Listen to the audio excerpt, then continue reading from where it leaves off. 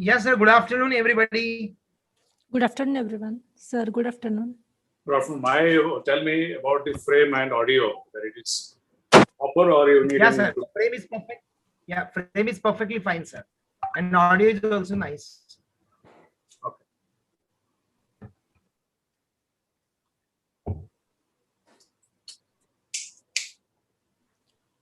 We will start in 2 minutes, sir. Sharp Okay. at 4. Yeah, Okay. we'll wait. Yeah, welcome, sir. Nagappa, sir. Welcome. Dr. Joshi, welcome. Dr. Garg, welcome. And the entire team. Thank you, Dr. Somani. Good afternoon, sir. Good afternoon, Nagappa, sir. Namaste, Dr. Rakesh Samani ji. Very wonderful, organizing. Yeah. Nagappa sir, namaste. Namaskara. How are you doing? We're doing fine, sir. Jagdade sahab, namaste.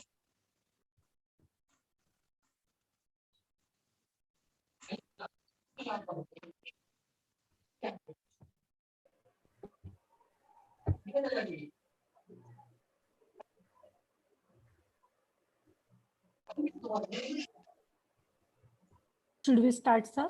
It's already 4. Just a second. Yeah, with the due permission from Jagade, sir, we'll start. Sir, Okay. shall we start, sir? Please go ahead. Please go ahead. Yeah. Thank you. Dr. Shilpa, please take it further. Yeah. Good afternoon, everyone.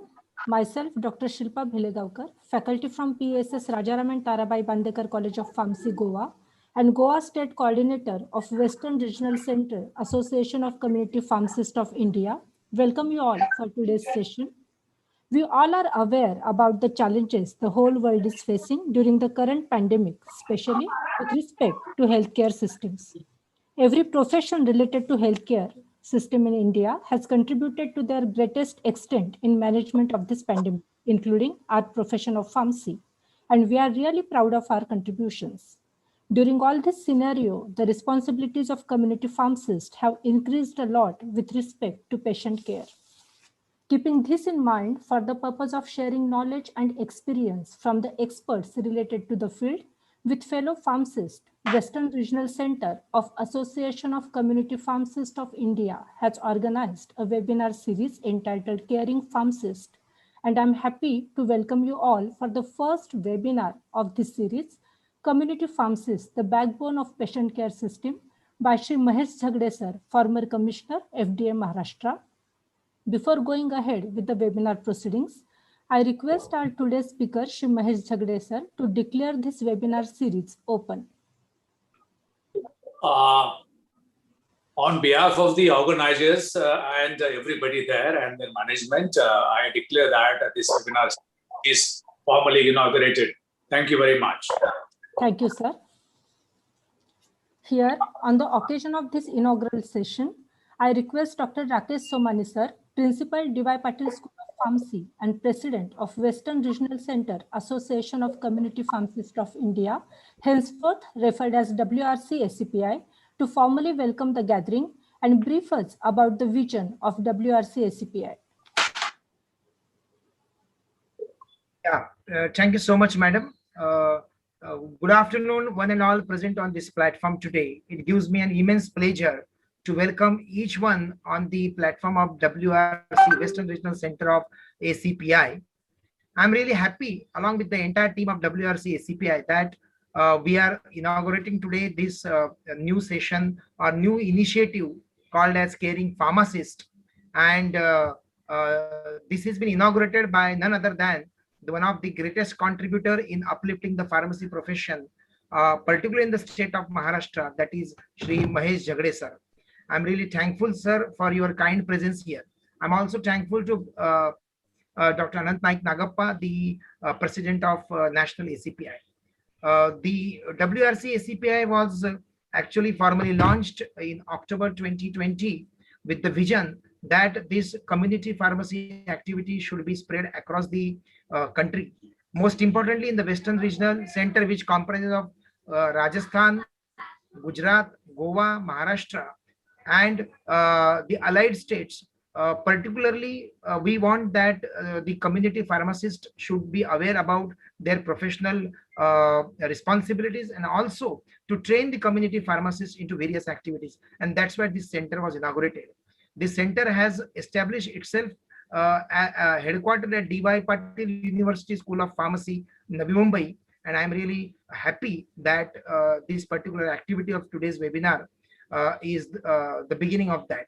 However, I wish to tell the audience that this is a webinar series which will be lasting for the next 3 months, and every month there will be 2 webinars starting from today.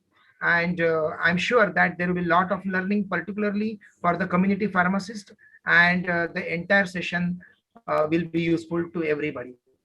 Thank you so much for that kind opportunity given. Dr. Shilpa Madam, please take it further. Yes, sir.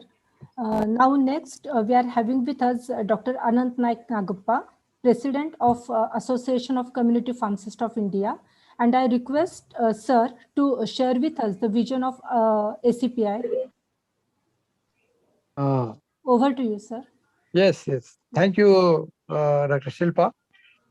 It is a very nice occasion because I used to see Dr. Mahesh Jhagade as a legendary person who made a tremendous change in the pharmacy, community pharmacy practice.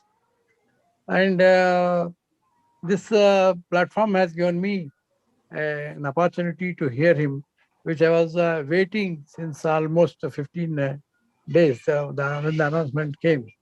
So I was thrilled to listen to him because he is a person who have a vision and who had made a selfless contribution. I say selfless contribution because he understood what is the pharmacist. Also, although he is not being a pharmacist, he understood and he made us to think in the right direction. I heartily welcome him and also welcome you all. Thank you, Dr. Jagade Saab. Let us begin to listen to you and learn from you. Thank you. Thank you, sir. Now, before starting with the webinar, I request Dr. Rahul Garg, sir, Principal of Venkateshwara Institute of Pharmacy, Udaipur, and Rajasthan State Coordinator of WRC ACPI, to formally introduce today's speaker, Shri Mahesh Jhagade, sir. Over to Rahul, sir. Thank you, ma'am. Good afternoon, everyone. It is my pride privilege to introduce a wonderful personality. Shri Mahesh Jhagade, sir, is a former commissioner of FDA, Maharashtra. Sir has done MSc in phytopathology.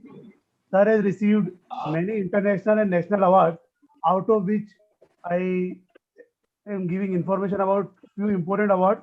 Sir has received International World Health Organization awards on No Tobacco Day in year 2014. Sir has received National Gold Award for e-governance in 2012-13. Sir has received President Silver Medal for Census 2011. In journey of 37 years of his career, he worked with government at various prestigious positions. Sir has done at Principal Secretary to Government of Maharashtra, Divisional and Metropolitan Commissioner Nasik, Municipal Commissioner Pune. Sir has done Collectorate and District Magistrate Nasik. Sir has also done work in various multinational companies also. Sir has wide experience of various fields like agriculture, rural development, energy conservation, health sector, finance, transport, etc. There is a lot of long list. Sir has a vast experience of management of Kumbh Mela in 2003 at Nasik, and one major task achieved by Sir is when Sir was CEO at Jila Parishad Sindhudurg. Sir introduced RTA Act first time in the state in 1998. After that, 4 years, RTA Act has been implemented by government. So Sir started 4 years back.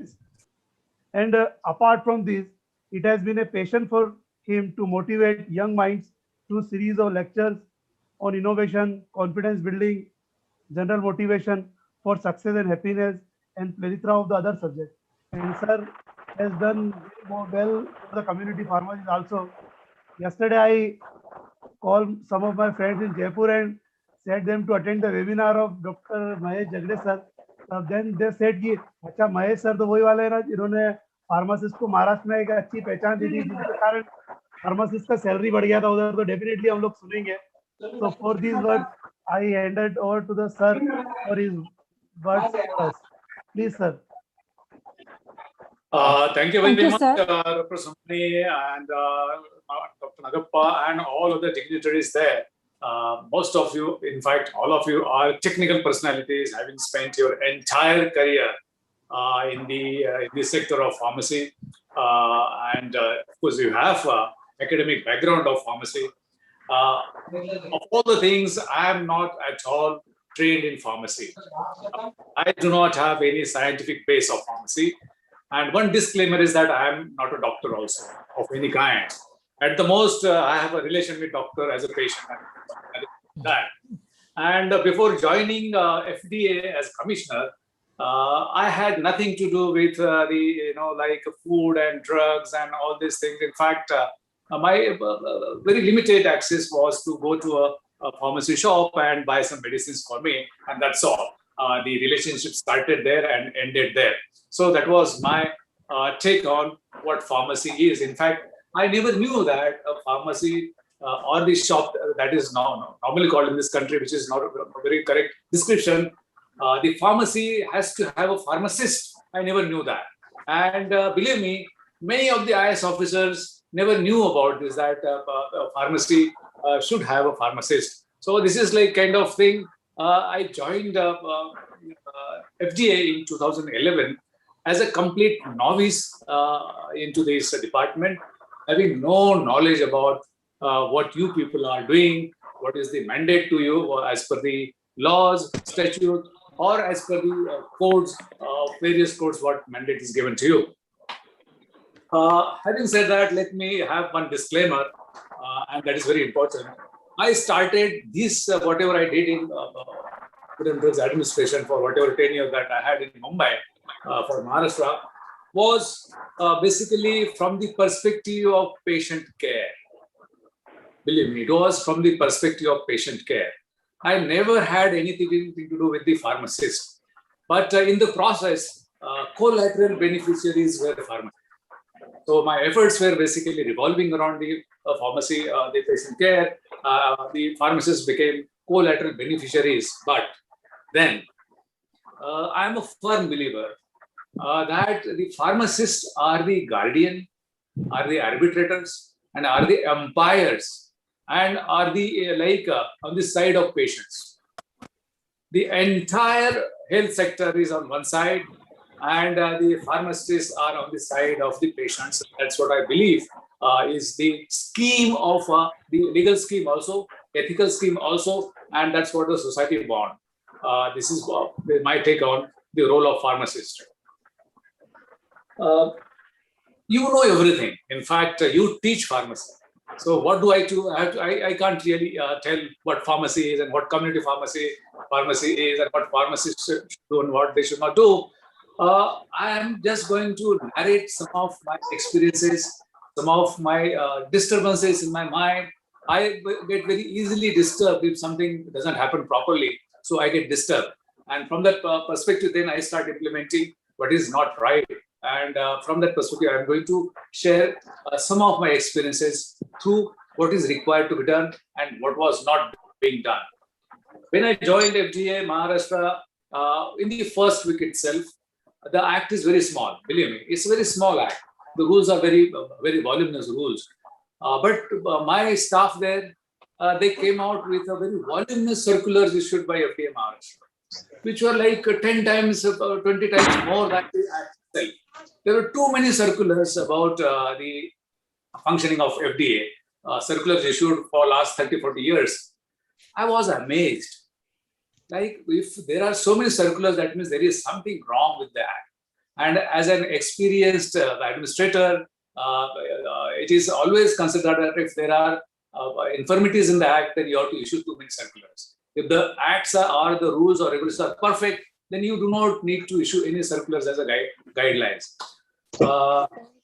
Then it took me, I went a little forward. I saw, to my amazement and surprise, the 70-80% provisions of the Drugs and Cosmetics Act 1940 and the rules 1945 were not implemented in Maharashtra. Believe they were not implemented in Maharashtra. And I have the statistics collected, and kept on record that these were the provisions. And I'm speaking from the perspective of the legal provisions or the statutory provisions which are there to safeguard patients. I'm speaking from that perspective. Probably the provisions regarding the drug discovery, development, manufacturing, distribution probably were getting implemented. But from the perspective of the patient care, about 70 to 80% provisions were not at all getting properly implemented. I'm not saying implemented, properly implemented. So that disturbed me further. And within second or third week, then I decided myself, like I always do wherever I get posted, implement the law as it is. Without any compromise, I always implement law as it is, because when some statute or law is enacted, a lot of work goes behind it, a lot of research goes behind it, experiences across the world are taken into account. And when I found that the Drug and Cosmetic Act 1940, although it bears the name 1940, it was one of the best laws in the world. It is still the best law one of the best laws in the world, because it is continuously amended to bring it the currency of the time, modern times. So there was nothing wrong in the law. There was nothing wrong in the rules made thereunder, and there was nothing wrong in the even regulations made under the law.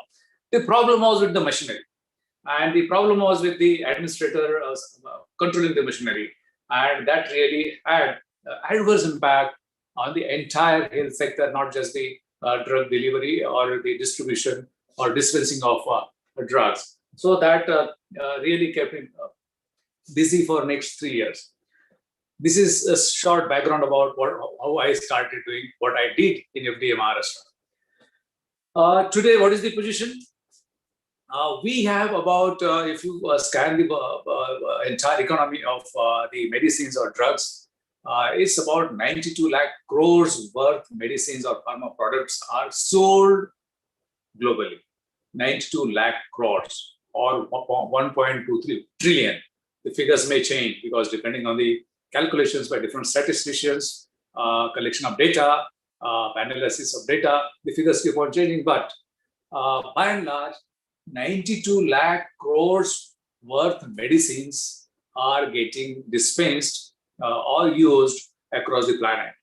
In India, we consume about drugs worth 1,40,000 crores worth drugs every year. And of course, we export about the same amount of drugs, like 1,40,000 crores. These figures you can have, because you are in the thick of the things, the currency of time, you know the figures correctly, but this is by and large whatever is there. Now, this 1,40,000 crores worth medicines, if they are getting sold in this country, they are supposed to be sold for the right purpose, for the right amount of the pricing, and for the in a right way. And that responsibility is with the community pharmacist. Whatever medicine is being consumed by patient is the responsibility of a community pharmacist. And a community pharmacist could be at the shop, or could be at the hospital, or could be somewhere there are some clinics, if they have the larger clinics, then at the clinic. So it is the basic duty of a pharmacist to see that any drug or any pharma product, for that matter, sold in this country is the responsibility of the community pharmacist. Now, it took many years to bring in regulation for community practices, proper pharmacy practices. I think this came in 2015. I do not know whether people still know about it. Many people are still unaware of it. Whenever I go to a shop, I normally go to a shop incognito without telling that who am I. I ask many things, and many pharmacists working in the shops, they do not know these regulations of 2015. So that's how it is. Secondly, when I say that you are the guardian of patients, and that is little different at different pedestal at itself. You have a little higher level of existence more than the doctors as far as medicine, use of medicine or drugs is concerned. For diagnostics, for giving the right kind of prescribing right kind of medicines, doctors are there. But then whether they are doing it correctly or not, the entire responsibility is cast upon pharmacists. And I do not know whether the pharmacists have played their role properly during last 70, 80 years in this country. It is for you to examine. But my experience of as a tenure as Commissioner FDA is very bad. Try to understand. You ask 10 people, either the patient themselves or the relatives of the patients, whether you got any counseling from a pharmacist. How many would tell you that? How many got counseling from the pharmacist? How many? In many many patients say that we do not know whether there is pharmacist. Secondly, even if they know, what is counseling? Why, what pharmacist know? Compounder kya janta hai? Usko kya malum hai? See, this is the difference between the developed country and developing countries like India. We boast of population second highest in the world. 5% population of the world is India, and we are not able to protect their rights guaranteed under the Constitution, the statute, as far as their rights are concerned. And the right is right use of drugs or medicines. And many people do not know that Parliament since 1945, they have enacted these particular rules that there has to be a pharmacist in the shop. So this country has miserably failed to tell the people that you have a support of pharmacists to tell whether the doctor has prescribed the right drug or not. And that has been missing for many years. And I consider and I hold it that the pharmacy community, the educational institutions, and the Pharmacy Council of India, they have failed miserably in creating this culture of patient counseling and then to be on the side of patients. Pharmacists have done wonderfully well. Now, today we are talking about the online pharmacy and all those things, and whether online pharmacy should be there or should not be there. We talk all about this. Then they started, no, online pharmacy should not be there because they may not get right counseling. But this counseling was not done in this country by pharmacists. So where is the question of online pharmacy not giving counseling to the patients? So we failed to create a culture of counseling in this country, and that was failure number one. Now, the time is not lost. We still have, you can resurrect the position of pharmacists as the supreme in the health sector. Try to understand, I'm again telling you, you have got a little higher pedestal than the doctors as far as the drugs or medicines are concerned. And you people do not realize that these community pharmacists are having upper hand when it comes to the patient care. Now, today's topic is community pharmacist for the backbone of the healthcare system, which you are a backbone. In fact, this particular topic is my very favorite backbone of the healthcare system. It is a backbone of the healthcare system. But unfortunately, the administrator sitting there, secretary, health secretary of India, health secretaries of the states, everyday commissioners, everybody has forgotten that the community pharmacy, how to make best use of the community pharmacist and how to implement that. Because of this particular missing aspect, many wrong things have been happening. And what are these? All of you know that this entire sector has been polluted because of the inaccessibility of counseling from the pharmacist to the patient. The entire system has been polluted to a very great extent. And what that pollution is, I will come to you later on in a while. Normally, I am not going to get into the conditions of licenses and Rule 65 and what it should do and all this, is all very well. But one thing you must understand, that we do not have the monitoring system that how many prescriptions are issued by the doctors in this country. Do we have any such system? We do not have any such system. That how many prescriptions are being issued. USA last year, they issued about 544 crores of prescriptions. They have a monitoring system there. And that comes to about, say, 14 prescriptions per capita, per person, 14 prescriptions. We do not have such system. So we do not know whether the drugs are sold on prescriptions or though they are sold without prescription. So it is completely shrouded in mystery that the patients or the consumers are getting these drugs with prescriptions or they are resorting to their own thing. It's a very vast topic. I will just restrict it to very concrete things that how this can be recorrected and legally recorrected and how you people can become a real backbone of health sector. It's all well that medicine has done wonderfully well that during last 70, 80 years, the average lifespan of Indians have gone from 30 to 34 years to 69 years today. Of course, there are many other things, but medicine or the drugs is one of the major things. And the pharmacist involvement is also integral part of the increase in the lifespan. But what happens when the pharmacist counseling is missing? Try to understand what does it do. Number one, the prescription. Number one is that no medicine, especially prescription medicine, should be sold without the prescription of a doctor. That's the mandatory thing under the statute.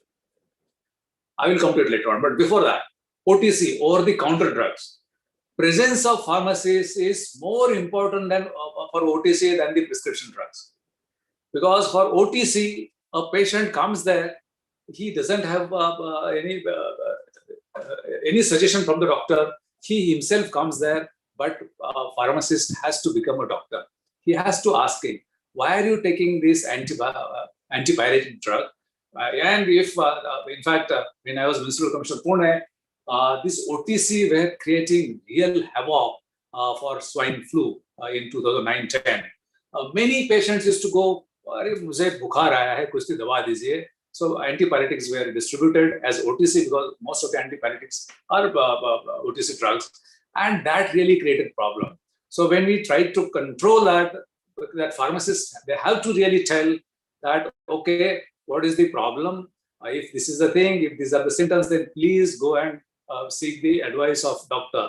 So OTC, so it's a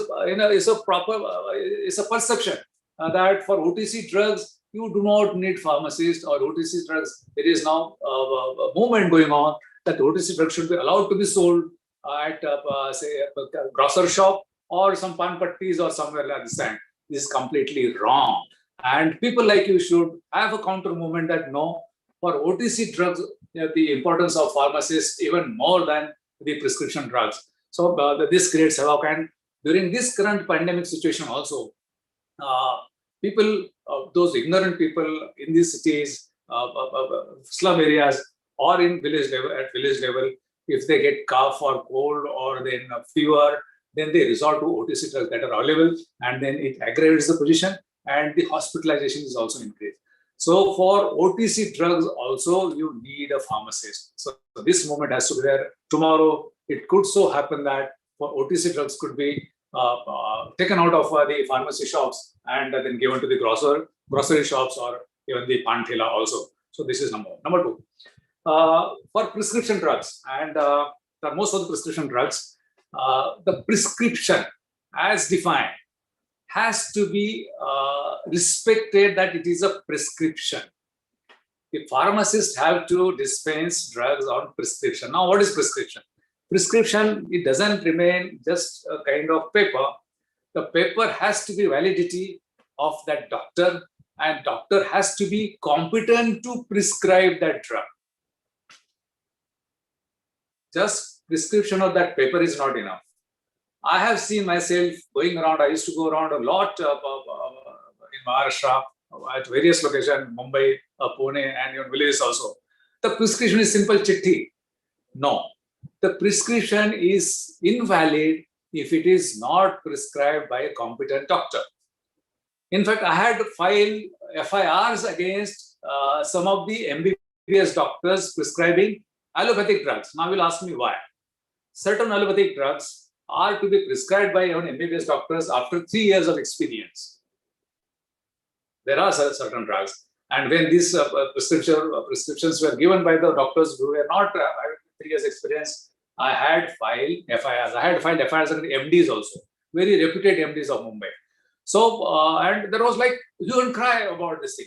So prescription, when something comes to the pharmacist, he has to examine whether it is a prescription, if the doctor is competent enough to do that. Now, there is a cross-pathy, and cross-pathy has really created havoc. I don't want to get into that particular area, which is a very dark area these days, especially the last 2 months, that which pathy is good, who can prescribe and who cannot prescribe. But one thing is that a person who is trained to drive a train cannot pilot a plane or cannot even ride a bicycle also if he doesn't know the bicycle. So it is the responsibility of the pharmacist, community pharmacist, that prescription has to be of a competent doctor. He should be competent enough to prescribe that. Otherwise, it is not a prescription. And I had started a moment during my last few months of as a commissioner of FDA to tell the pharmacists at the pharmacies not to honor prescriptions of wrong doctors, doctors who are not competent enough. And then there were strikes, morchas by some of the doctors who were prescribing such drugs indiscriminately. There is a report that the prescriptions issued by non-competent doctors lead to 65% of hospitalizations. It's a very serious thing. You can earn money, but not at the cost and suffering of the people or the patients. So we do not know all these things, but it is because of failure of pharmacists. Had pharmacists really done their proper job, and even now also they can do it, that the prescription has to bear the name of the doctor and with registration number. See, this will immediately give upper hand to the pharmacist that this is what it is. And now with the pharmacy practices, you have to have assessment. That word has been come, assessment of prescription. I used to call it as pre-audit or concurrent audit of prescription. I introduced that word in Maharashtra, that concurrent audit of prescription has to happen. Every prescription has to have a concurrent audit, not post-audit, that what was done and what was not done. Because something will happen to the patient, and what is the point of having a post-audit? So concurrent, so this is now, they have introduced this as an assessment. Now that assessment starts with the doctor, competent doctor, is the competent enough to do it or not. Secondly is the registration number, which is most of the time which is missing, registration number of a doctor. Why it should be there? I had therefore issued in 2014 model prescription for the state of Maharashtra, which was inaugurated, which was published by the then Chief Minister. It had given like why these all fields have to be there in the prescription. And then if the prescription is issued by a non-competent doctor, then the prescription has to go back. How many prescriptions in this country have gone back? Or how many community pharmacists have sent the prescriptions back to the doctors? Okay, doctor, sir, this is, you are not competent, please, or you should have told the patient that, see, he is not the competent doctor and therefore he cannot write this prescription. This culture we have completely polluted. We have not told the patients or these people of this country that only some pathies can prescribe something, so the people do not know anything. And therefore, what happens during last 2 months, it happens in this country that people take it for granted. So it is for the pharmacist to educate the patients that the right prescription has to come from the right doctor only. Now, secondly, the proper doses that everyone knows, know what about it. Now the assessment has given the entire thing. I will not narrate the whole thing about that. There are 5-6 points about the whole assessment has to done, whether it is commensurate with the body weight, because all of you know that chemicals are basically they are the function of body weight also. But in most of the cases, it doesn't happen that way. Like even if I have got my weight is about 42, 43 kgs and somebody else's weight is about 80 kgs, it is the same kind of thing, because doctors, their knowledge is as good or as bad as that. medical representatives. I don't have a quarrel with them. But then pharmacists have to dwell into the knowledge, current knowledge, and find out what is the right doses, what is the tenure of a dose, and whether the polypharmacy, whether it is going to compromise with each other. There are so many aspects. So this concurrent auditing or assessment has to be there, or otherwise prescription should go back. My request to all of you that let's start a moment somewhere to send the prescriptions back. The country can be of a better, country's health sector, that the backbone can start getting stronger. Now, if this doesn't happen, then what happens? If wrong prescription comes from somewhere, then adverse drug reactions and adverse drug events only remain the issues of some research paper. That in this country, Malaysia, these are the drug events. In Australia, these are the drug events or adverse drug reactions. In USA, if you go to CDC's website, they tell you that about 1 lakh people die every year because of adverse drug reactions in ambulatory care system. So this is just statistics. But what happens in India? We do not have any statistics. We do not bother to generate any statistics. The patient may not die today or tomorrow. He may develop some complications in the future sometime.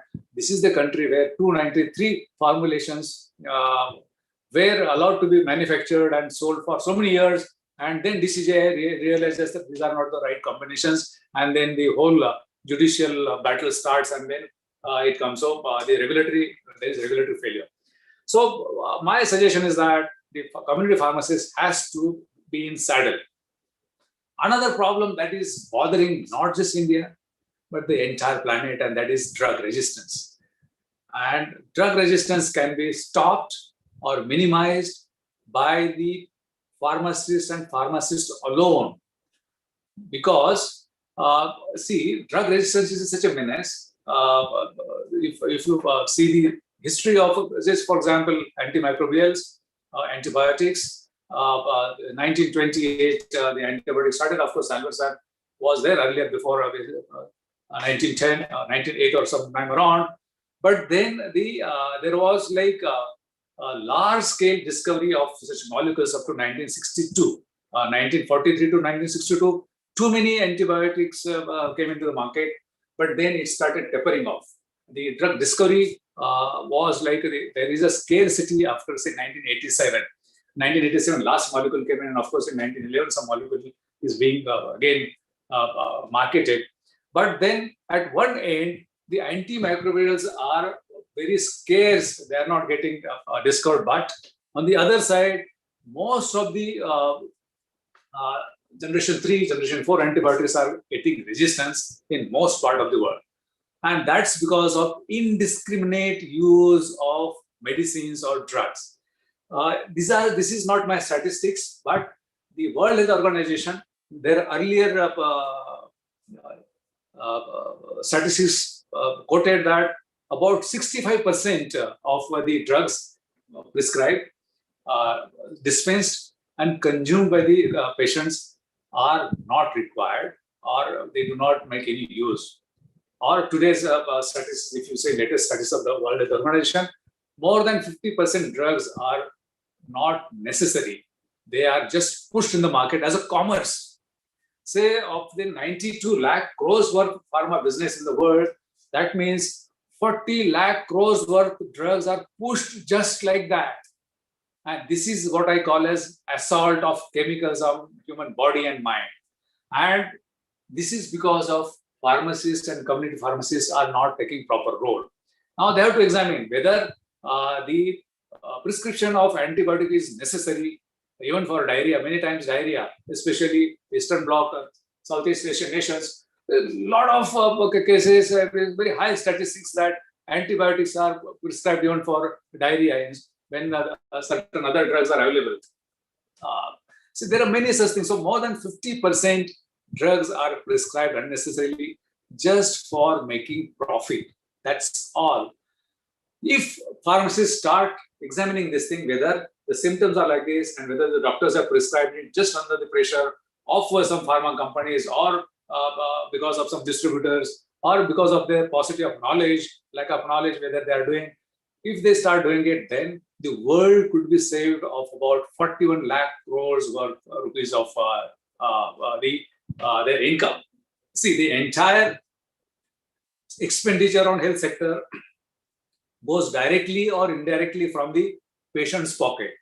Directly when they purchase the medicines, or indirectly from the taxes collected by the government, and then again the drug procurement. So the entire expenditure of this 92 lakh crores worth pharma spending expenditure comes from the citizens, and therefore it is the pharmacist's role that they can minimize the expenditure to the extent of about 40 lakh crores worth of expenditure, which is wasteful. This is one commerce, the wasteful expenditure is there, but it causes immense damage to human body, immense damage to the system, and some of the very adverse impact on the human body, which is carried on during the next generation also. Some genetic changes are triggered by some of these chemicals, and therefore pharmacists have to be in saddle that no, we will not allow commerce ride over the patient's interest. And in the pharmacy profession, this latest 2015 regulation said that this is ethics should override the income of a pharmacist. That's what it says, that you are the people, we have to think ethically, not on the other sectors, but you have to think ethically. So to avoid the drug resistance on this planet, and see, drug resistance is so bad that it is sometimes some of the research papers indicate that if it goes unabated, it remains unabated, and if it continues like this, then probably it will be worse than climatological changes also. Because tomorrow, if all the drug antimicrobials develop resistance, then probably all surgeries and all these things will become very difficult. So the drug resistance is also to be considered as the challenge before this planet in equal proportion to that of climatological changes, and there the role of pharmacists is more important than even the role of doctors. Now, about the pricing of the medicines. Basically, what happens, it is not just the availability of medicines, but availability at affordable prices. That is very important, because there are various statistical collections and analysis of data which indicate that how much out-of-pocket money is spent on the medicines in India. Forget about the world, but India, and which is substantial. The figures differ very widely from research papers to research papers, so I'm not going to quote it. But suffice to say that a lot of money is spent on these medicines. The World Health Organization and the General Assembly had realized this 3-4 decades ago, that affordability of medicines of essence for the humanity, and therefore they have declared list of essential medicines across all the countries. India does have this list of national list of essential medicines. But more than that, where the pharmacists could have done better is one aspect, and that is called the cost of medicines. Now, as per the Code of Ethics for Doctors, before I think 1917, there is again amendment 1.5, that is the Code of Ethics, which is justiciable, for which if the code is violated, then action could be taken against the doctors. What does that code say? That code says that the doctors shall, earlier code, shall prescribe medicines or drugs as far as by their molecule names. They use the word generic, and since generic word is not there in Drugs and Cosmetic Act, I call it as molecule. But tell me, how many doctors prescribe these medicines by molecule? If the doctors are violating the code, it is the pharmacist's failure that if I am a pharmacist, the prescription has to be legal. The legal prescription is the one which prescribes molecule, because that is the law. Code of Ethics is law. And after 1917, I believe the amendment was 17, doctor shall, it is not as far as possible, doctor shall prescribe by generic name only, not by branded name. It has come.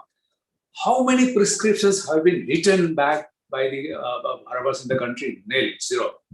So, in effect, the branded, very expensive drugs are being pushed in a country like, which is not very affluent country like USA or UK. USA and UK, maximum drugs are sold as generic drugs. And 40% of generic drugs sold in USA go from India. A large chunk of generic drugs sold in UK, England, go from India. Here, a bogey is created by doctors and some interested parties that generic drugs do not have good quality and they do not really treat you correctly. That's wrong. If these drugs, which are manufactured in India, can have a good impact on the patients in USA or UK, why it can't have in India? So it is not that. And secondly, and since you are pharmacists, you should know more than the common man. All the drugs are manufactured under the Schedule M of drugs, rules of drugs and pharmacy rules, Schedule M. So it is whether it is branded drug or generic drug. If the generic drug is not proper quality, then FDAs and DCGI should be held responsible that drug quality is not good, and therefore, what are you doing? You cannot be just sitting there and earning salaries. It's your job to say that all the drugs are correct, and the drugs which are exported across the world, if they are of good quality, why the drugs sold in India are not good quality? So if, according to my own perception and back of the envelope calculations, the current sale of our consumption of medicines in India is about 1,40,000 crores of rupees. And if we push this generic thing as a law, legal requirement, and if the pharmacists start this moment, then about, we can say about 70 to 80,000 crores worth of this money that is going west today. And that is going just to the, bank accounts of the pharma giants.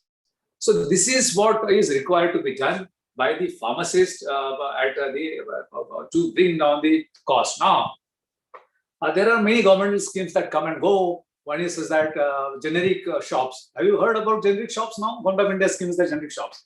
What is generic shop? You all know the shop license is issued in a particular format and in the form 20. Now for generic shop, it is also the same. Let me tell you, if there are 9 lakh shops or pharmacies in this country, all are generic shops. To call few shops as a generic shop is wrong. It's misleading the people, because the shops are supposed to sell generics only, because doctors are supposed to prescribe generics only. So every shop is a generic shop. And but we as a, therefore there is like a dent into the backbone of the health sector, that pharmacists are not insisting upon accepting the prescriptions which are generic, which mention generic names of the medicines. This is very serious, and therefore I think that the backbone can be strengthened with the knowledge and with the passion and with the kind of supremacy. Now, I found that the confidence of pharmacists, community pharmacists, at very low ebb, because of most of the pharmacy shops are owned by somebody else. They're employed, and in many cases, their license, the registration certificates are taken on rent. In Maharashtra, 500 to 1,500 was the rate going on before I joined for rental of these things. I think that was a very pathetic situation, which later on raised, and the rate, the salary that went up to 35,000-40,000 when I started pushing for the pharmacists. I tried to make compulsory. One thing is there, for the community pharmacists, their tribe can increase all across the world. In India, 9 lakh pharmacists, they are required. In government hospitals, they are required. In municipal hospitals, they are required. Every private hospitals, they are required. So about 10 lakh pharmacist job is secured by law. Tell me, which other profession, even doctors, their employment is secure? This is the only sector in this country the employment is secured through statutory provision. Unfortunately, the pharmacists, especially the students, they don't realize that our employment is guaranteed under statute, but which is not getting implemented. What they have to do is they have to really tell the government that, okay, every shop has to have one pharmacist. Why I'm saying this thing, it is not my like sympathy for pharmacists. My sympathy is with the patients. If the pharmacists are present in the shops, and if they start implementing all the statutes, then my patients would be benefited and they can really breathe a sigh of relief that somebody is on our side. Last point that I'm going to make is, and I will throw open this for discussion because this is too vast of a topic. I keep on speaking on this particular topic for hours together. Whole day goes on speaking this thing.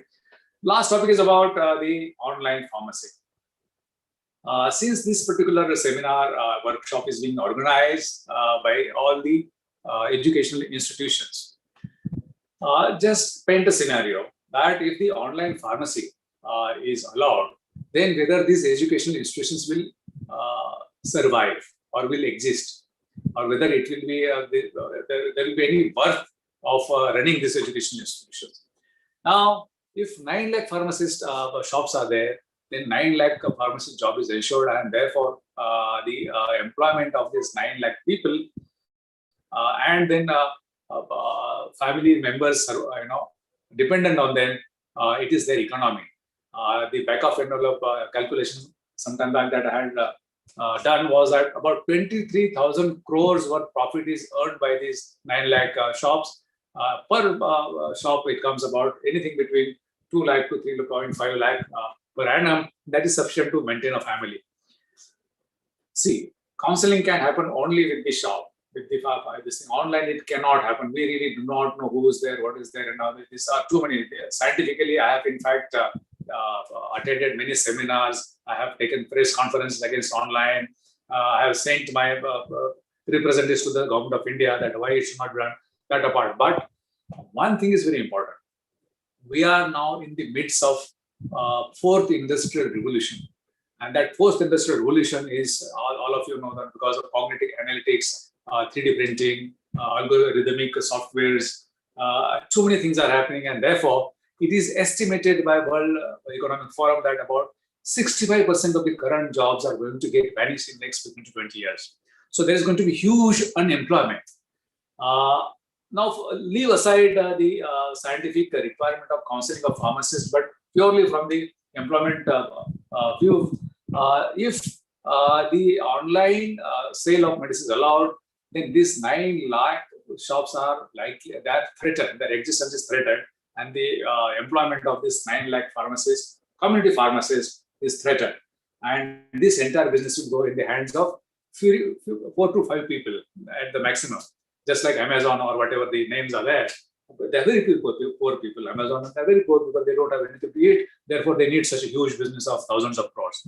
But we do not want our, like 9 lakh pharmacists to survive. So from that perspective, there has to be a moment that online pharmacy should not be there for scientific reasons and from the employment perspective and for the health sector robustness. But I found that everybody is like, okay, something is happening, people are doing. I don't think that is the right way of doing. That brings to me another aspect that Western world is now getting aged. Their population is like aging. And there they require a large number of community pharmacists, and this number is going to get increased. So we need to have students coming out of the pharmacy colleges, diplomas or degrees, having the knowledge which is compliant with the international pharmacy practices. Our syllabus, whatever is there, it doesn't get changed every now and then, but it has to be have futuristic syllabus, better than the Western world, where our students can have employment opportunities abroad also. So this is another aspect of how to tackle the employment issues of the current students in pharmacy colleges. So that's all. There are too many aspects to speak about, but I believe that was the time given to me. Otherwise, like on every topic, I speak for 2 hours, all the segments together. So it takes about 4 or 5 days. So I don't want to do that. And since all of you know this thing, I'm not telling you something new. So that's all for me. From me. If there are any questions, you are most welcome. Madam, you are mute.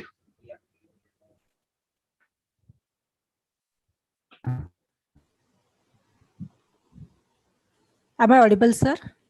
Yeah, you're audible. You're audible. Yeah, sir, before going ahead with the question and Madam, answer. unmute yourself. Yeah, yes. Thank you, sir, for informative session. And I should say that today we are really grateful because you have guided us on various important issues which are related to the patient care, such as we can say the prescription analysis, the drug resistance, pharmacy patient counseling, then undefined use of drugs, e-pharmacies, automation and unemployment. Okay. So over here now there are various questions what we are having in chat box. Okay, so in that particular case, first I would like to go ahead with that whenever we talk about the prescription analysis, as you said that it is a duty of the pharmacist to go ahead with the analysis of the prescription, and if you are finding something wrong, we should be in a position or we should be in a confidence to send it back again to the doctor. But there are few questions which have come wherein they are saying that whether there is any law by which we can do it. Because if simply we are sending it, no one will accept. So under which law, under what heading we are having a right to do this? Is there anything or we need to form? The first thing is that for the prescription drugs, it has to be prescribed. The prescription has to be legal. Now, what is legal prescription? It is to be prescribed by a doctor. Now, who is the doctor? He has got registration number. If the registration number is of, say, Ayurveda, and it is prescribing some serious antibiotic, which is not allowed, you have to keep that knowledge also that which drugs are to be allowed by which profession and which is not allowed by any other profession. So that current knowledge you have to have. If that is there, then that is the law. That which doctor, otherwise tomorrow anybody can prescribe anything. A non-doctor can also prescribe that, okay, ये चिट्ठी है, मैं तो prescribe कर रहा हूँ. No. So prescription, which is defined in the prescription drug, which is defined under the rules, has to be there. Now, these 2015 regulations have come in handy for it. And I'll just read it out to you. The Pharmacy Practice Regulations 2015, it says that the assessment of prescription in Chapter 4. This is the law. Now, if somebody wants law, this is the law in addition to other basic provisions of the law which I have just mentioned. Law says that the assessment of the prescription should include, not may include, should include, but not to the limited assessment of whether. Means this is not just exhaustive, but this is imperative that the prescription is legally valid. If it is legal, it's not legally valid, you can return it. This is the law. This is the exact word that it's whether it is legally valid. It is given by the Pharmacy Practice Regulation 2015. This is the law. Now, if this particular prescription doesn't say anything about the registration number, you are not supposed to know who is the doctor. The registration number has to be there. Otherwise, anybody can, you can cross check whether that registration number does exist or it doesn't exist or is a quack. So prescription has to have these two things. Third thing is about the whether competency. Many times at allopathic doctors also there is a competency, like abortion pills and all that cannot be prescribed by anybody and everybody is a gynecologist. So there also that knowledge has to be there. So there are n number of provisions, legal provisions, which would allow you to send back the invalid prescriptions. Okay, this is what it is. And you have to counsel the patient also. See, this has to be a movement that till today patients do not know that the pharmacists have this kind of role also to play. You ask 10 patients, I'll tell you, nobody will know this thing. But on the contrary, in the USA, they have come out with the statistics that the amount of time spent by patient with the doctors is lesser than the time we spends or she spends with the pharmacist. So that is more important. See, the time spent with pharmacist is more because it takes time for counseling. It takes time for the education of the patient that whether doctor is right or wrong. So this is legal. These are all legal things. You have to send back. You have to start doing this thing. In fact, this is the failure of regulatory apparatus in this country. I had started a movement during the last few months of my tenure in MD, as I told you earlier, that I informed that I will take action against the medical shop owners that if they accept prescription which is not legally valid. And what is legally valid? Which I just told you. This is the legal validity. So you can definitely, like, if the regulators and community pharmacists together, if they start doing this thing, then that is the law. Sir, in the same context, there are 3 more questions what we have received. In one question, it has been asked that if homeopathic doctors are prescribing allopathic medicines, to whom to complain? Then in the second, they are saying that they... This I will answer you here only, and then next question. Okay. You complain to yourself only. You are the boss there. Pharmacist is the boss. You are not just the certificate hanging there on the wall. That is, no, you are made the boss of doctors. So realize that you are given little higher position, then you have got every right to do that. Don't make a complaint. Send it back. Okay. So the next questions in the same series is, in many cases, it has been said as only prescription should be from the registered medical practitioner. So that again sometimes create confusion. Apart from that, there are saying that some BAMS, BHMS doctors, they do some additional diploma courses and they make themselves eligible for writing the allopathic medicines. So then... So this is a gray area. By and large, whatever the pathy you are trained into, you can prescribe that only. But when there are certain provisions made by the state governments or some court directives, the pharmacists have to have their own database with them, that which medicines are supposed to be prescribed by particular graduates or the particular pathy holder or registration people. And the state pharmacy councils, I think they should be encouraged to have this thing and continuous dialogue about this thing. They do anything and everything else, but not this. This is the main job of all these people, that which is right and which is wrong. So see, it is not like they have to. In fact, pharmacists are meant for this, to maintain a database. Who can prescribe what? Yeah, true, sir. And therefore, the registration becomes very imperative. Registration number of that particular doctor becomes imperative, which can be cross-checked by pharmacists with the council. Yeah, true, sir. That is a very good suggestion. And over here, I would like to add a few points in the discussion. That, as you said, that prescription analysis is a job that has to be taken up by the pharmacist rather than only dispensing it. And then over here in our syllabus of pharmacy, I'm happy that... Can I make a little correction? Yes. Not prescription analysis has to be done. In fact, before the medicine is dispensed, that assessment has to happen. Yes, sir. Yeah. So before, not afterwards. That assessment has to, and he has to decide whether he is supposed to dispense it or not to dispense it, because his signature is there. Yes. The signature is, and if he does it wrongly, then his registration is also liable for cancellation. So, because the prescription drugs require a signature of pharmacist. Yes. So his job is at stake. So if tomorrow, if I go to court against a particular pharmacist that he is doing this thing, see, in one of the cases in Mumbai, I found that a particular shop was not issuing the drugs or medicines on bill. I did not take action against that. I did not take action against the drug inspector. I suspended the assistant commissioner of that area. See, this is happening in the area. Your shop of pharmacist is not doing his proper job. I don't care whether it is not. I am saying that you are the person who is supposed to implement it. So it is also like the regulatory people also, they have to also come into this thing to support the pharmacist. That yes, then pharmacists can say that, okay, if their job is at stake, then they will take action against us also. So it has to be all together. Yes, sir. In this particular case now, our pharmacy syllabus, it is a little upgraded towards the pharmacy practice, the clinical pharmacy and all. Okay. But over here, as you said, for the people to get the confidence over here. Now, what happens that though the clinical pharmacist or the pharmacy practice people, they are doing the prescription analysis, sometimes by the people also, means by the community, I'm saying, they are not very ready to accept the suggestions what the pharmacists are giving.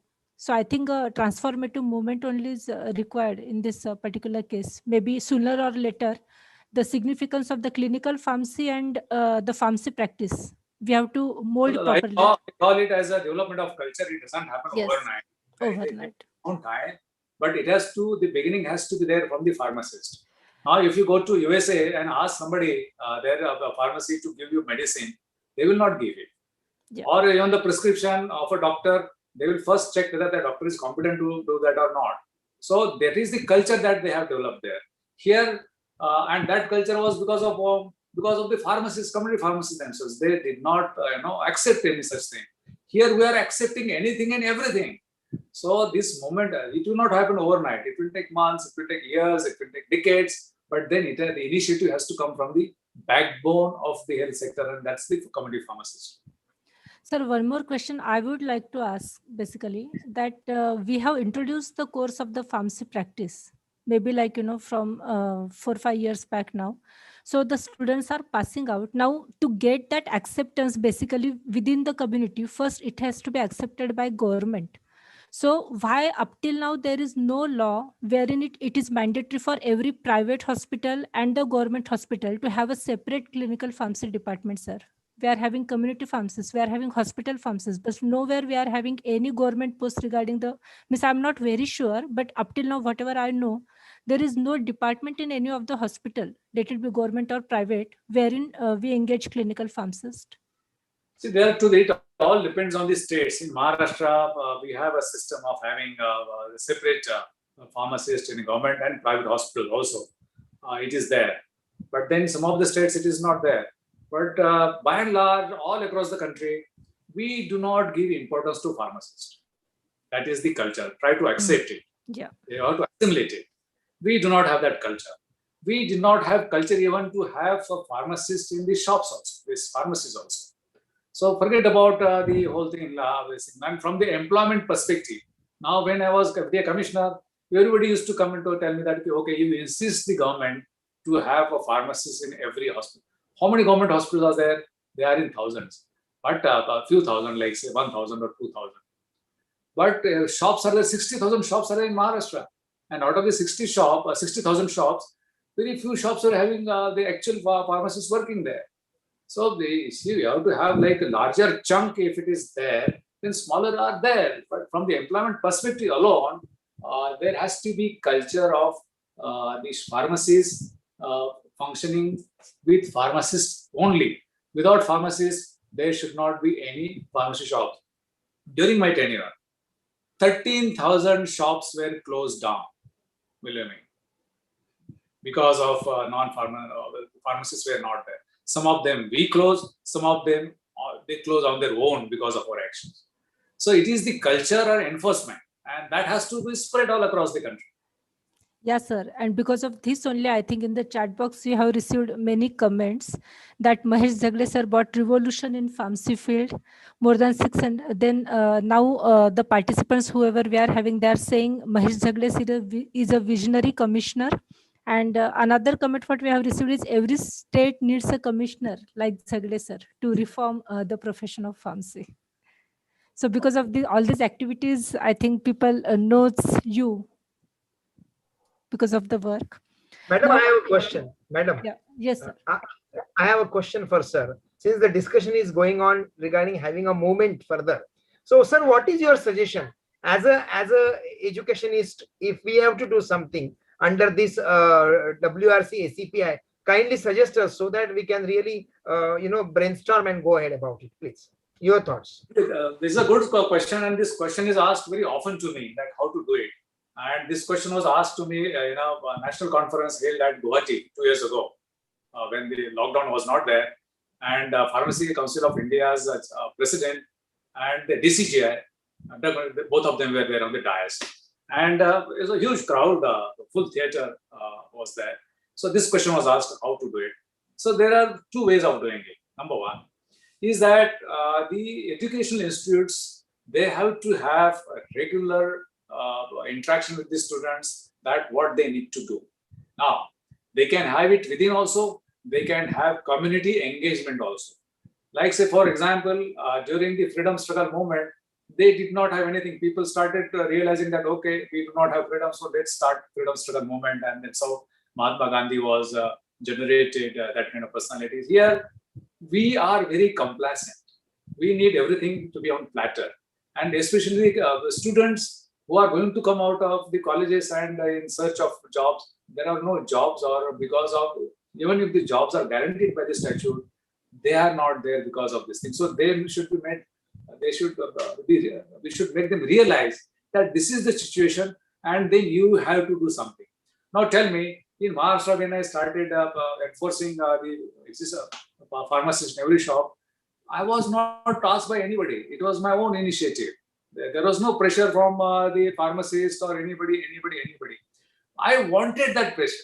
In fact, publicly, I told the pharmacy students, one pharmacy college, I had gone there for inaugural of Pharmacist Day. I told them, okay, you publicly demand suspension of Commissioner FDMI suspension because every shop doesn't have a pharmacist. So if you do that, then I will be again strengthened to enforce that law. So it is for the pharmacy students to lead the movement across the country to enforce. Don't ask for any new law. Ask for the implementation of the law. Now, if the law doesn't get implemented by the authorities, then what? This was the another question. Then DCGI was there. Then I said, DCGI is sitting here because DCGI is supposed to implement all across the country. And there is provision in the Drugs and Cosmetics Act, I think section 33P or something like that, under which central government can give directions to the state to implement this law. Now, to my knowledge, forget about pharmacists. No, this at no point of time this provision is used by DCGI or Government of India to give directions that you have to have pharmacists in every shop. No. And to my amazement, when I interacted as a drug consultant committee member in Delhi, they were completely like, okay, okay, pharmacist hota hai to hota hai, nahi hota to kya fark hota. So this is the thing. Say then the students asked me, then what do you do? I said, see, nobody asked Mahatma Gandhi what to do for the freedom. They simply said that British chale jao, leave this country. So you tell that this DCGI should go. And then in that theater, there was chants that DCGI go back, DCGI go back. Now, if the regulatory people who are supposed to are getting hefty salaries, big salaries, if they are not functioning, then students should make them function. That why are you sitting there? Why drug commissioners are, FDA commissioners are sitting there? Like if law requires presence of pharmacists, and if it is not there, then they should demand resignation, demand suspension of this machinery, rather than continuing their existence as of no consequence. So this is the answer to your question. Yeah, true, sir.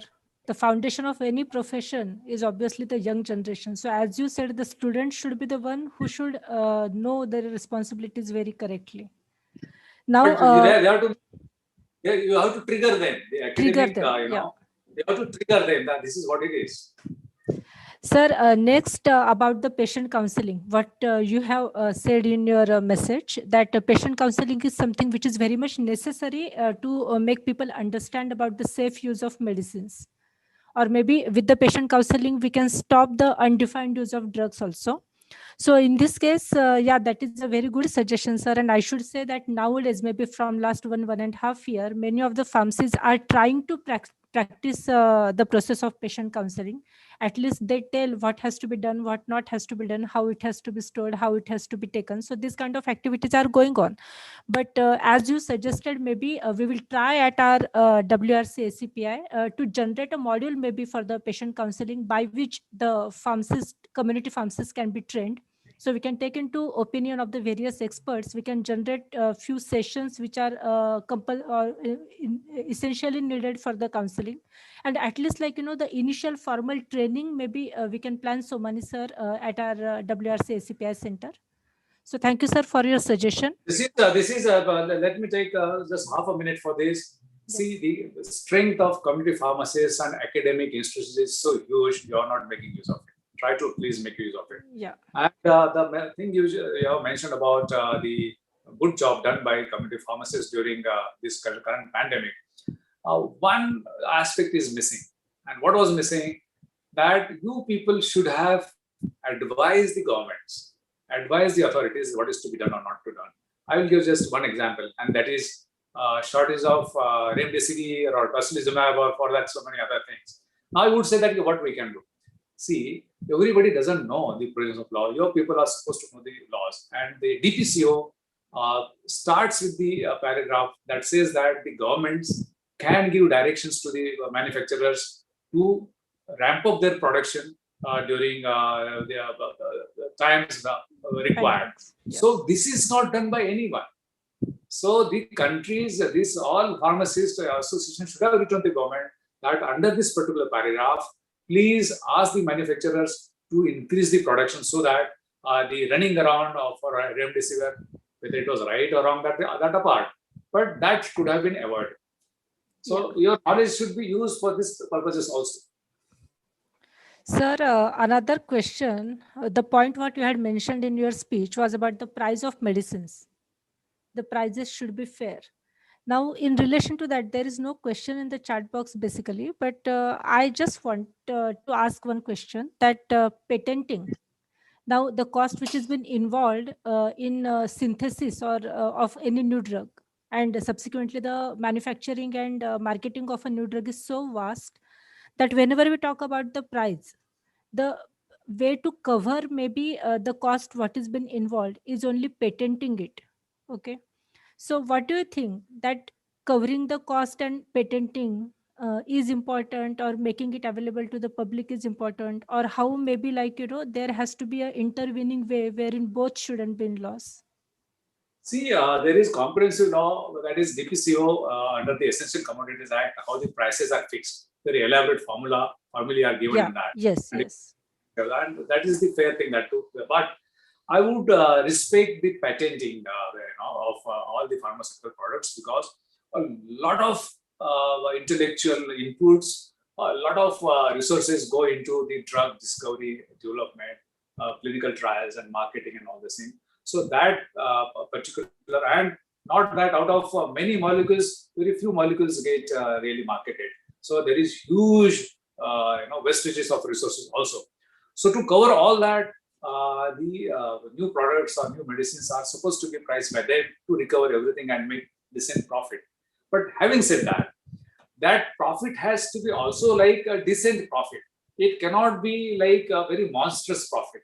Now that monstrous profit is to be seen by the authorities, that what is monstrous and what is decent profit. It is for the DCGI to get all the data from them and then analyze and then have a negotiation with them, and the Department of Pharmaceuticals, NPPA, they have to come together and negotiate this thing, in which many times they do it. But most of the times they fail in doing that. But I am not on that point. My point is that if you implement the prescription as generic or molecule prescriptions, the cost will come down drastically. Just this one intervention. Forget about the patented medicines, patents of which are yet to be expired. But there are many products in the market which patents have expired, and they can be prescribed only by a generic name. If that alone happens, and that's my suggestion, I would say that if it happens, then a huge amount of money could be saved in this country. USA they are saving, UK they are saving, many countries they are saving on it. So there is one question in the chat box that as on now, online pharmacy is legal or it is illegal? Now you people should know. You are the expert in this thing. I am not. I am an outsider. See, that is the problem. It is illegal. Online pharmacy is illegal even today, and it is being allowed. And nobody is doing anything. In fact, I had tried before this pandemic started myself. In fact, I was a part of one of those press conferences held in Delhi. We had such a workshop in Pune. Then I wrote to Government of India that how it is going to harm the patients. Of course, pharmacists can say that it will take away their employment also. That is also very important. But how this is going to harm the patients, which I have been doing. But the pharmacy community is not coming forward. See, I try to gather their support and all these things. In fact, whatever the products are available online today are illegal. Just believe me, all across the world, online pharmacy is a menace. And every year, Interpol, they have one operation called Operation Pangea in May and June. And they take down the websites every year, thousands of which sell illegal drugs, medicines especially, drugs are apart. This used to happen from India also. During my tenure, I stopped this practice completely from Mumbai airport, which was going this thing. But then it was a life-threatening for me, because this cartel is being used, operated by underworld across the world. Underworld of many countries, they are operating. There is law in USA called Ryan Height law. which prevents online pharmacy. But here, as a pharmacy community, we are not bothered much about it. The public is not at all bothered. And like IS officers also, what is wrong in online thing? They don't know anything about this thing. But the kind of damage it is going to cause to the patient care, it is immense, and therefore this is illegal. When I was commissioner, I used to file FIRs against the online pharmacy. That time it was very minuscule. I used to order myself, and when the person used to come to deliver it to me, I used to file FIR by catching that fellow. So this kind of proactiveness has to be shown by everyone. Yes, thank you, sir. Now, the last point what you addressed in your speech is about the unemployment issue that we'll be facing in the current years. Maybe this is the last question, what we will go ahead with. So in this, sir, basically there are two reasons for the unemployment maybe. And as you said, the industrial revolution, the automation and the new technologies, which will reduce the manpower.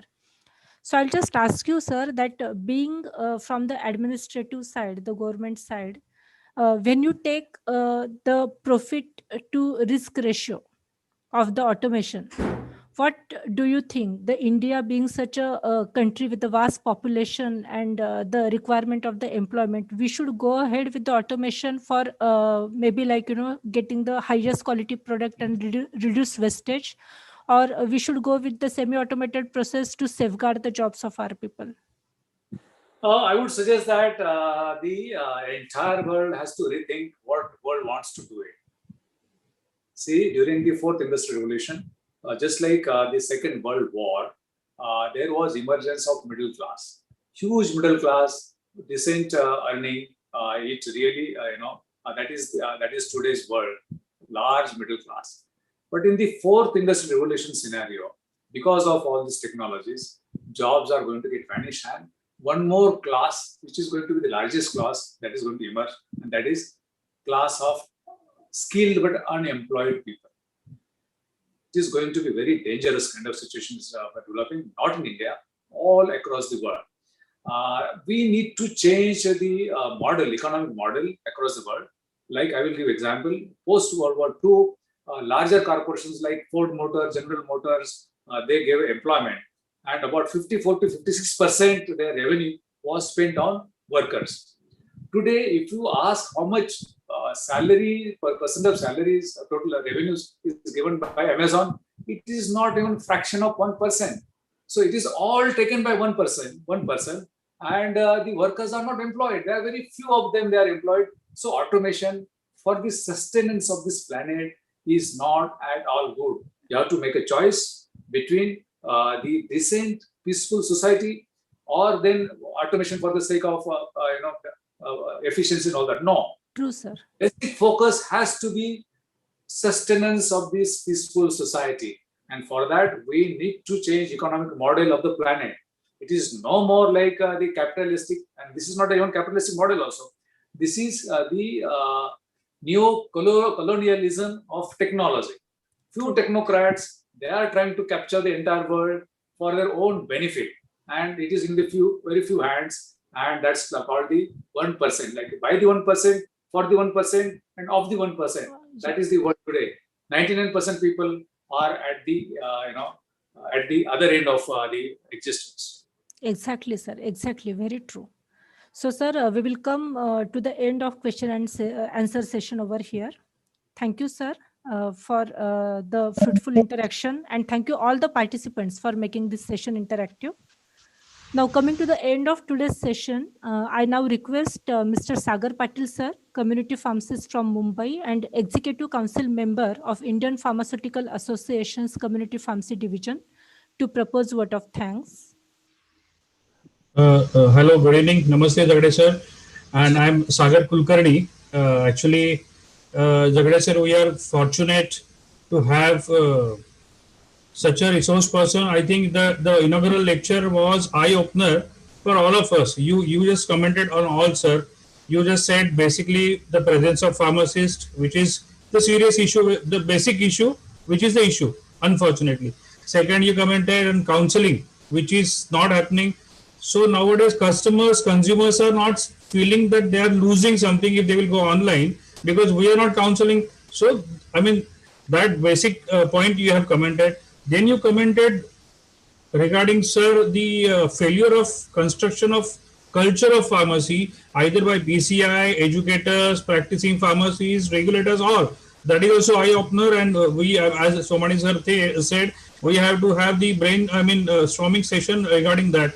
Sir, we should say great thanks to you, because you said the online pharmacies or fourth industrial revolution will not only cause the unemployment for 9 lakh chemists or pharmacists in India, but if it will come, as you rightly said, sir, these colleges which are producing pharmacists yearly in that big numbers. So now, I would like to say, sir, on the behalf of community pharmacists, or this is the collaboration now among actual practicing pharmacists and educators and all. Am I right, Somani sir? So we would like to, assure you that you said regarding PPR 2015. We don't know, that is law. We don't know by PPR 2015 what are our duties, what are our, what we get benefited by following the PPR 2015. So your lecture, as an inaugural lecture, we are very much thankful that you gave your very, very valuable time to us. Your all points were eye opener for all of us, not as just a webinar. We all have to think drastically for our presence as a professionals in pharmacy, whether we are needed by community or not, whether we are doing our jobs from educator to practitioners to regulators to council, PCI also. So great thanks to you, sir, Zagade sir, for giving your valuable time and giving all all points you said, sir, generic stores to microbial resistance to, all are very relevant, and those are eye openers for us. And thanks to all organizing committee, all participants for giving your time for the webinar. It will be the series of webinar where we are going to touch all the hot topics for practicing pharmacists. Once again, thanks a lot, Zagade sir, for giving your valuable time. And thanks a lot for Western Region Center of ACPI organizing or bringing the people from different pharmacists only, but different segments. Till time academicians were having their own different association, community pharmacists or practicing pharmacists were having their own. As an inaugural lecture, again, I would like to give thanks to Zagade sir and all organizers and all participants. Thank you very much. By this, I would like to say the webinar is ended. Am I right, sir? Somani sir. Thank you, sir. Yeah, thank you, sir. Before concluding today's session, all the participants, the link for the feedback form is provided in the chat box, as you all have seen. All are requested to fill the same, and therein you can receive your e-certificate. As today's limit is over, you can try it again tomorrow to get your e-certificate. Our next webinar in this series is on 26 June 2021 by Dr. Ashish Baldi sir from Punjab at 5 p.m. on the topic Confronting the Realities of the Community Pharmacy, the Unspoken Truths and the Ways Ahead. Details of the same are displayed on the screen, and registration link is also provided. Kindly make yourselves available for the same. With this, I conclude today's session formally. Thank you and have a great week ahead. Thanks all the participants. Thank you, Zagade. Yeah, for making yourselves available. Nice time to be with you. Yeah. Thanks, sir. Yeah, thank you, sir. Thank you, sir. I just want to say, sir, that in nowhere I felt that you are not a pharmacist. You said that I am not a pharmacist, but in the entire discussion, your words were touching to our hearts, precisely speaking. So, amazing knowledge and amazing commitment you have towards the profession. Thank you so much for those words. Thank you. Thank you, sir. Thank you very much.